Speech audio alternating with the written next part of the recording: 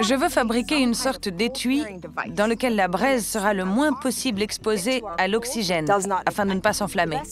Le mieux, ce serait de l'écorce. C'est ce que je cherche. Ça, c'est parfait. Je mettrai le charbon ardent dedans pour ne pas me brûler la main. Il me faut quelque chose pour le tenir.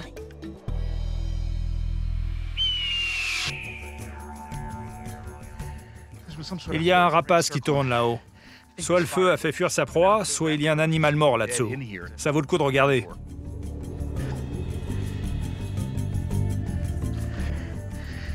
Voilà ce qu'il cherchait. C'est un grand holacode, un énorme rat. Avec les rats de cette taille, il faut se méfier des intestins qui contiennent des maladies. Mais la viande est délicieuse. Cat! Viens voir, le feu nous a gâtés. Un rat cuit dans la braise. La peau se détache toute seule. Génial. C'est trop bon. C'est fantastique. Le pied. C'est pas parce que j'ai faim, c'est vraiment bon. La cuisson casse les protéines de la viande et la rend plus digeste. C'est ce qui a permis à notre système digestif de rétrécir, libérant ainsi de l'énergie pour alimenter et développer notre cerveau. Ça fait un moment qu'on ne s'est pas occupé du feu. J'y vais.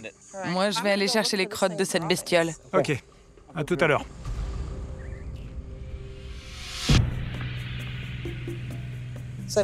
Ça, c'est vraiment ce qu'il y a de mieux pour transporter du feu. Il faut poser la braise sur des herbes et des matières végétales digérées.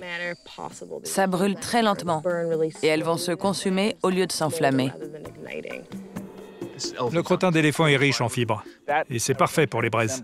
Ça se consume très lentement et si on restreint l'apport en oxygène, on pourra les transporter pendant des heures. Bill, regarde ça. Fais voir. C'est parfait. C'est tout fin. On va pouvoir se mettre en mouvement, non? Je mets une couche du crottin le plus épais, celui du gros animal. Au milieu, je mets les crottes très fines qui vont s'enflammer d'un coup.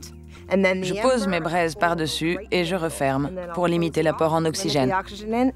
Ensuite, je veille dessus toute la journée.